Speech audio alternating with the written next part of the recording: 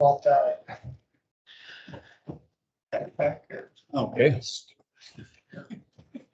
Shelley, you ready for us? Okay, we'll go ahead and call the meeting to order. First of all, we've got received comments from the floor. Tim, you have anything? Okay, nothing. Comments. Consider an act on request for adjustments to or relief from specific charges imposed by the district. Do we have anything? Nothing. Okay. And the consent agenda, do we have a motion to, or do we have any items here that need to be removed from for further discussion? If not, do we have a motion to approve the consent agenda? Moved.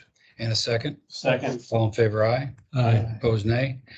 Moving on to the regular agenda, number 8, review the district's draft fiscal year 2022-23 operating budget and recommended water rate structure. Everybody get a copy of the budget and the budget memo and definition of line items? Yep.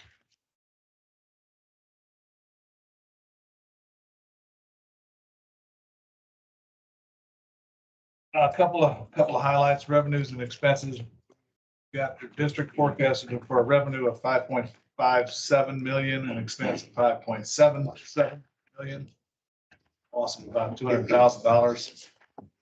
We're estimating a 6% decrease in total revenues and an 8% increase in expenses, mainly due to the sanitary sewer and the manhole work, which we'll get to. There is a typo in the second line item. The last sentence of SGRA bulk wholesale and flood retail, that should read our budgeting a residential sewer increase from 485 to 553, not 8.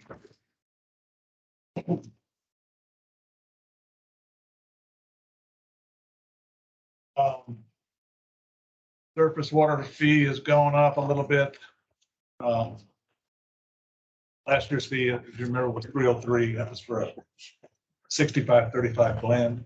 We're now going to a 50-50 blend. So the surface water fee, which is a pass through from the River Authority through us, is going to from 303 to 320. I'm here to talk about your maintenance tax. So I'll leave that to him. We've got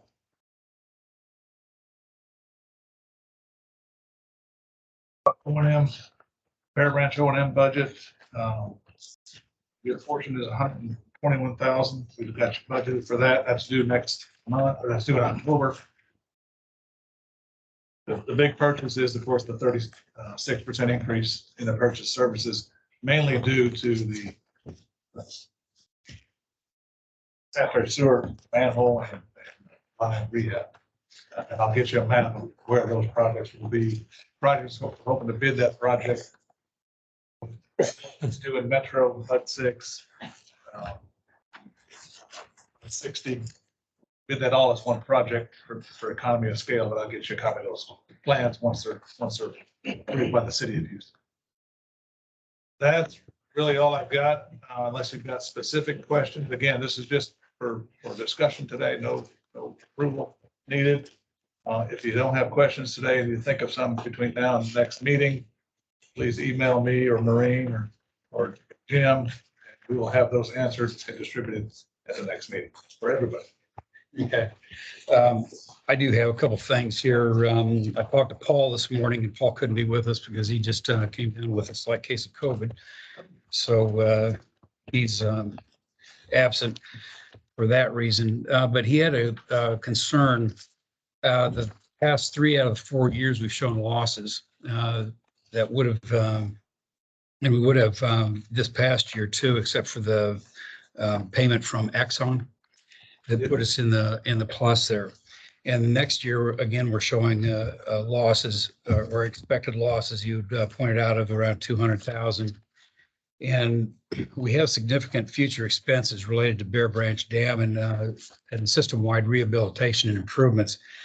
Paul expressed concern that we're burning through our cash reserves, and that wonders if it isn't time to update our water rates because we're just not covering we're covering the bulk purchases, the sewer purchases, but we're not covering a lot of the administrative costs there. And with that, you know, he wanted to. You're still ending the year with 9.5 months of coverage, which is, Mhm. in the 6 to 12 that we like. Our two districts have different water rates than the rest of them, and you adopted a newer rate, a nice rate, you'll be the third one. Not that there's something wrong with that, it's just we tried hard to get everybody on the same rate, but we know it's not possible. Yeah. And I know, personally, I don't want to be competitive with, not just within the Woodlands, but outside too, Oak Ridge and in the other areas. How do we stand versus like Oak Ridge and Conroe and others? We're on the lower end. Yeah, Bob Daly had put together something 6 months ago that showed us out of the top, the highest to lowest, top 10 or 12 in our area, we were in like 7th or 8th spot. We were way down. Okay. Yeah. Could we have that for the next meeting so that we can take a look at that? And It's on the website. It might be on the website. What's the correction here? Huh? There's a correction here. Yeah. On the second page. 'cause I know again, what he expressed concern was that if we keep kicking it down the road, that we're going to have to come up with a larger increase, and perhaps it'd be better to take smaller increases over the next couple of years Yeah. than it would be to take a large increase, 2 or 3 years from now when we're really forced to do that. And I think I'm kind of the same opinion. Yeah. Okay, any comments from other directors on it? Okay, seems to be somewhat of a consensus there. Okay, any other discussion on the budget? Again, if you have questions, just email them to us. And we'll get those addressed before next month you vote on to adopt your tax rate. Okay, You might push that along to Paul through there, Yeah. he needs to email. okay, I guess we're ready for Adam, right? Good afternoon. I think it's on page 22. Should have a letter of Jan's signature, followed by cash flow. And really quick, I'll just remind you that this is a two-step process. So all you're doing today is authorizing publication of your total tax rate. Next month, you'll hold your public hearing, and then you'll adopt your tax rate and break it out between your debt service tax rate and your maintenance and operations component.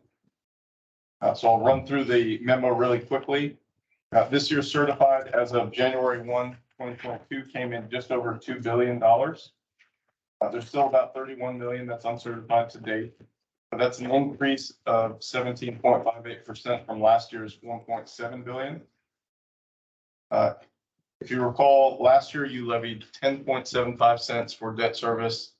And you also sold the Texas Water Development Board deal for the drainage project. But if you flip to your second page under the cash flow, you'll notice that the 17.5% increase allowed you to actually decrease your debt service tax rate from 10.75 down to 9.25, so 9.25 pennies. And it does include the $6.5 million drainage deal. And so most of the informative information is down in the boxes below. So I'll run through that really quickly.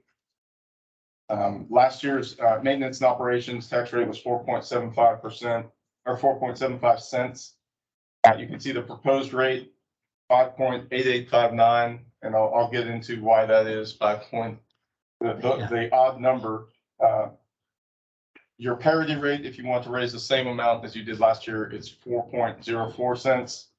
And then the current rate that you need to balance your budget is about 6.5 cents. So we're getting closer to getting to that balanced point. Just to give you a little information, the value of a penny is about $199,000 in your district. So keep that in mind. In the middle, from a tax bill standpoint, last year's average homestead was $353,014. So that means the average tax bill was $547. So if you take the recommendation today, based on the new average homestead value of $390,424, the average tax bill will be $591 or a $44 increase. And below that, you'll see the percentage change, which is 8%. And that is specific. If you recall, back in 2019, Senate Bill 2 was put into law. And so what Senate Bill 2 says is, as a developing district, which you're still considered a developing district in the eyes of your engineer, a developing district functions the way that the traditional special districts function, meaning if you go over an 8% increase in your average tax bill, then your residents can petition for a rollback election. And if you look in that bottom back box, if a rollback election were to happen, it would only impact your maintenance and operations tax rate because your debt service tax rate is pledged to outstanding debt. So you can see that the M&O rollback rate is 4.6383 cents. And so the total rate to avoid your potential of a rollback election is 15.1359 cents. So at this point, our recommendation will be to publish that. Keep in mind, you can always come down from a published rate at next month's meeting. You can't go above it without republishing. But as I mentioned, you're getting closer to a balanced budget. One other thing I'll point out in your cash flow, if you look in that center column, we do need 9.25 pennies. We also don't include any additional growth because we're taking a snapshot in time, only looking at this year for tax purposes. But you can see next year we're showing a 9.25 debt service tax rate as well, and then it goes down to 7 cents. So you are close to having the ability to shift a little more tax rate over to your maintenance and operations. So hopefully within the next year or two, you'll be able to get to that balanced budget or hopefully start generating a small surplus again. Okay, So just keep that in mind. thank you, Adam. Any questions for Adam? Good. Are we good with 15.1, et cetera, rate to publish? Yes. Yes, I am. Okay, yeah, I talked to Paul and he was good with it as well, so it sounds like we're in agreement. We'll go ahead and publish that 15.1. Give me a motion to authorize the publication of that rate in the Courier as reported. So moved. And a second. Second. All in favor, aye. Aye. Opposed, nay. Okay, 10. Sanjak? We got a bunch of items today. I'll take the easy one first, is update on infrastructure funding. There is no update at this. That one, nothing there.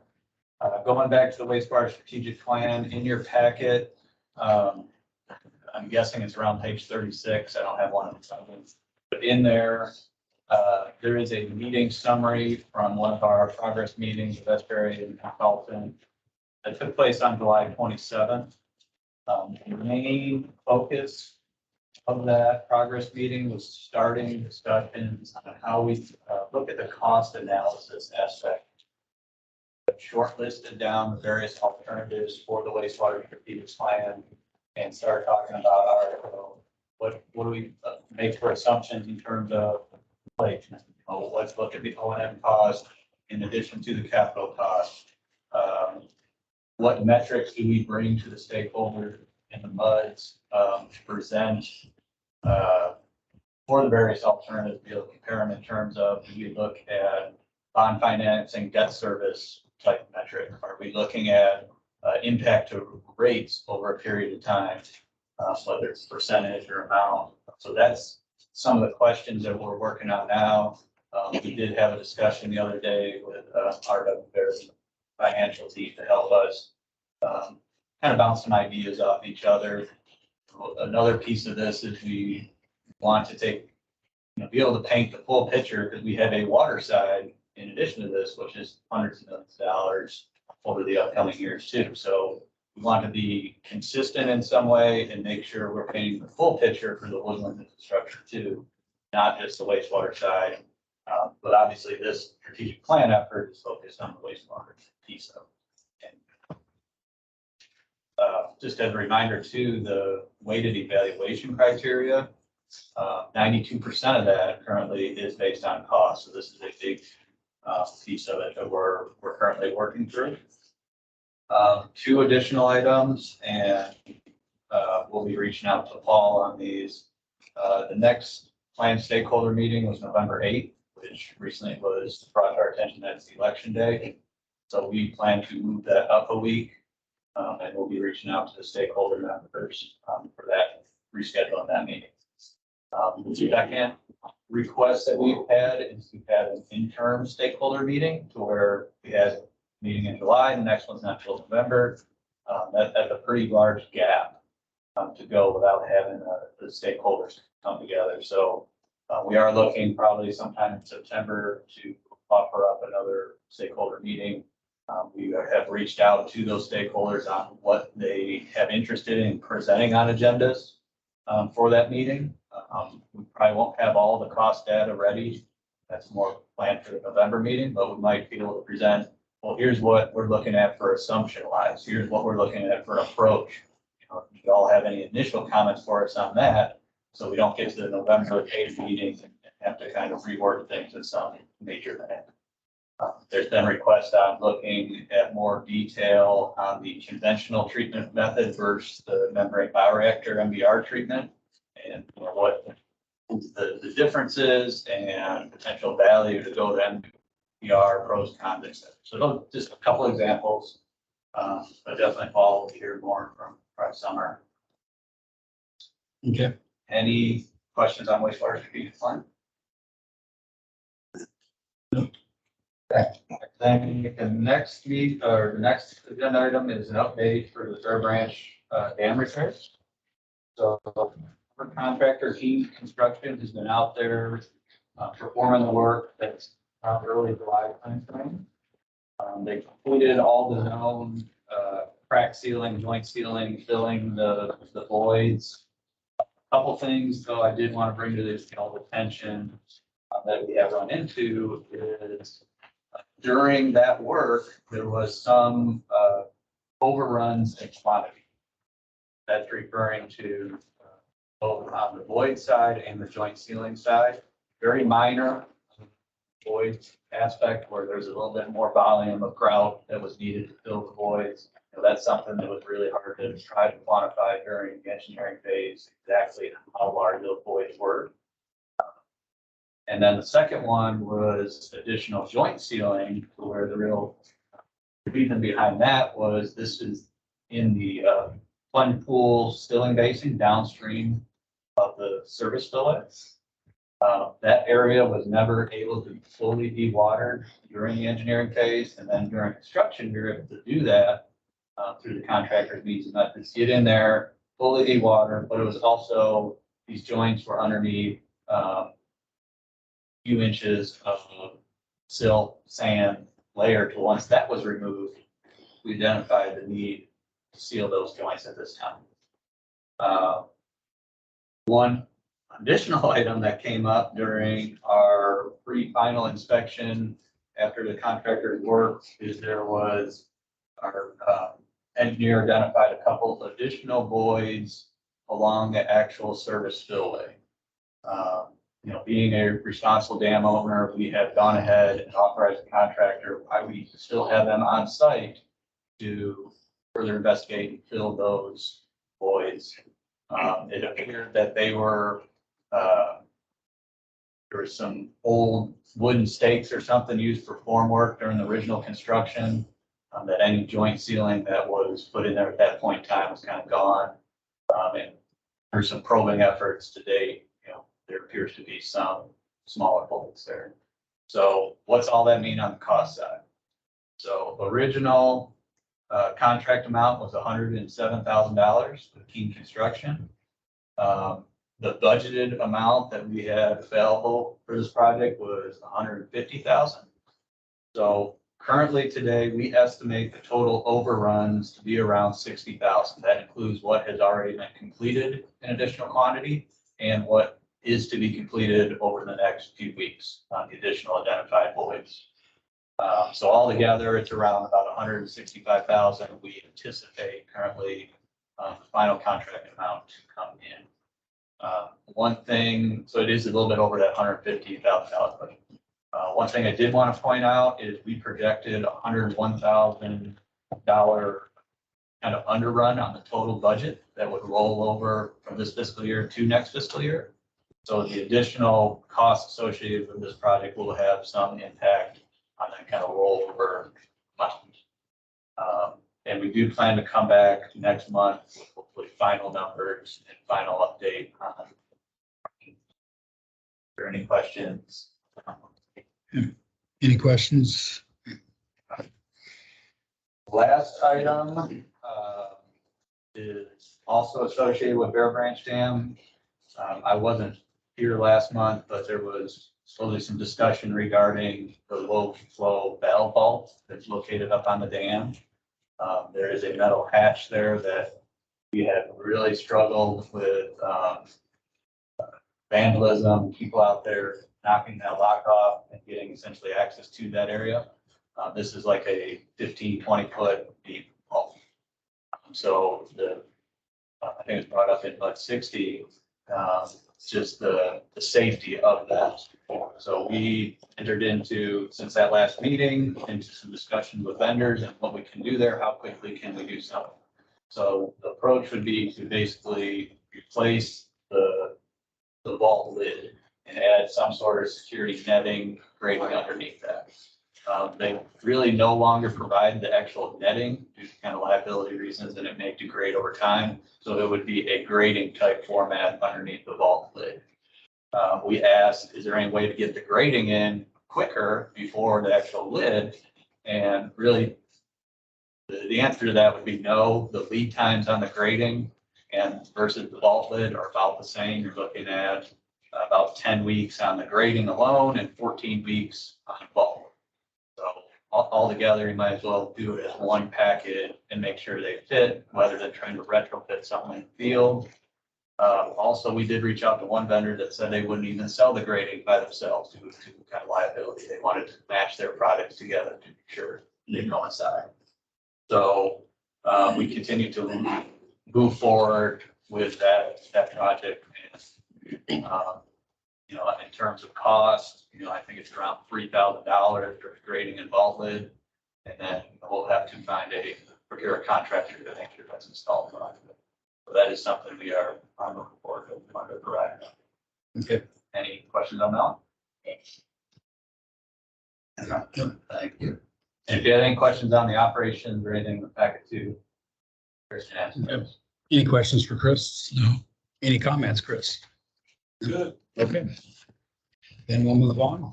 Brian, attorney's report. No legal items to discuss with y'all that are not separately on the agenda today. Okay. Anything new on the proposed annexation of the? No updates on that, no word. So still trying to push that along. Okay.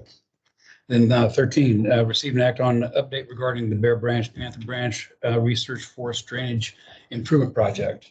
Donnie, you got anything for us there? Okay. Y'all should have got a letter from, did y'all get the letter from Ed? Yeah. So we did conduct our statement of qualification. We did solicit 3 bids, 3 SOQs from 3 different engineers. They're listed here on the letter: LJA, Quiddity, and Walter P. Moore. After going through the grading procedure with the 3 respondents, LJA got the highest score. So I guess what we're looking for today is maybe a recommendation to proceed now to enter into negotiations with the LJA Engineering to negotiate scope and a contract for design. Yeah, and now we have, like Mike mentioned here, that evaluation committee was made up of members of Mud 67, Woodlands Water, and SGRA. And the number, the way the 3 firms are listed here, that first page of the letter, that is the order based on the most highly qualified per the evaluation criteria that was listed in that request for qualifications. So, yeah, you're right. I think we would be looking for an action. Okay. Do we have such a motion? So moved. And a second? Second. Any discussion? All in favor, aye. Aye. Opposed, nay? Okay, we move forward with it then. General manager's report. In the packet, there are some press releases about the drainage project, so they've got some good PR on that. There's also some complimentary letters we've received from residents about Margot, our customer accounts employees. Very good, very happy to receive those. John Geiger is not here, but John Geiger is a new employee we've hired to replace, to fill the vacancy that Bob Daly left when Bob retired last Friday. John comes from the township. He was the environmental services manager there. He's well qualified, longtime resident. Some of you may already know the name. So he's the new education and outreach coordinator for Woodlands Park. The only other thing that I've been reporting on is the status of Jim. He is home now. Larry probably knows that. He's got therapy several times a day and still not able to drive and still sore, but improving every day. Good. We talk on the phone a lot. He comes up for a week, an hour or two every week. And he's doing well. Yeah, good to hear. But any questions in the report, I'll be happy to answer. Okay. Any questions for Mike? Okay. I think we'll look, the trustees report stand as it's read, since Paul's not here to report or add anything, any color to that. Number 16, recess into a closed session. Don't need to do that. Therefore, we don't need to reconvene. Any matters to be put on a future agenda? Hearing none. We stand adjourned. Thank you.